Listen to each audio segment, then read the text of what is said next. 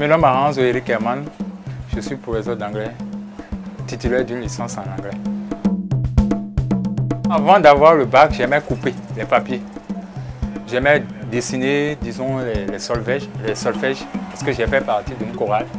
Et je les coupais avec de la lame. Donc j'aimais en fait tout ce qui concerne la main, tout ce qui est de la créativité. Et comme vous le savez, lorsque vous commencez les facultés, nous avons beaucoup de temps, donc il fallait mettre ça au profit. Donc avec un grand frère du quartier qui était dans le domaine de la décoration événementielle. Je peux parler du feu Jean-Audrey Sossou. Je me suis initié à la décoration événementielle. Mais avec le temps, toujours en continuant mes études à l'université, j'ai remarqué en fait qu'il y avait quelque chose qui manquait dans ce métier de décorateur événementiel. Surtout la décoration des tables. Il fallait avoir des pots. N'ayant pas en fait les moyens de prendre les pots, je me suis orienté en fait vers le recyclage. Tout d'abord des bouteilles qui me servaient des pots. Mais avec la fragilité en fait de ces bouteilles qui par moments tombaient, j'ai pensé à une matière qui même tombée, que je pouvais encore reprendre. Donc c'est là que je me suis orienté vers les papiers en général. Et c'est en travaillant avec les papiers que j'ai pris goût au recyclage des journaux. Et ça me permet de fabriquer beaucoup d'articles dans ce domaine.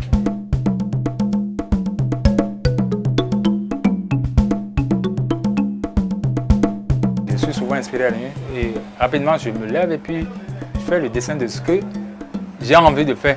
Et dans la journée, j'essayais de réaliser. Donc, disons avec ce monsieur dont je viens de parler, qui lui-même était vraiment un génie dans le domaine de la décoration. Quand j'essayais de fabriquer les choses, il trouvait ça intéressant et il corrigeait. Donc, c'est par là que j'ai quand même compris le travail, ce qu'on pouvait faire avec les journaux. Mais j'ajoute qu'il y a aussi ce que nous appelons l'apport personnel. Parce que quand on est dans le domaine de l'art, il y a ce que nous appelons enfant Aziza. Il y a quelque chose qui vous pousse chaque fois à donner corps disons, à une pensée. Le recyclage des journaux, ce n'est pas quelque chose qui est connu en fait, du grand public. J'ai développé cet art, notamment à N'Djamena au Tchad. C'est de là-bas que j'ai quand même ça a pris en fait, plus d'ampleur. Et les objets que vous voyez, que vous avez vus tout à l'heure, c'est des objets qui ne sont pas dans les boutiques à l'heure où nous parlons. Beaucoup, ceux qui prennent par ici, se demandent si c'est vraiment des journaux. C'est un challenge pour eux de savoir que en fait, c'est des journaux, c'est fait à partir des journaux, c'est aussi dur et autres. Est-ce que vous voyez? Donc, les journaux prennent plus de 80% de ce que je fais en fait. Notre jeunesse est plus concentrée sur les réseaux sociaux. Oh, c'est pas là l'avenir en fait, c'est pas là l'avenir. Les réseaux sociaux peuvent nous permettre de trouver des débouchés. Il y en a qui croient en fait que aller à l'école c'est simplement rester dans les bureaux et derrière les bureaux. C'est pas vrai. L'école nous permet de plus réfléchir,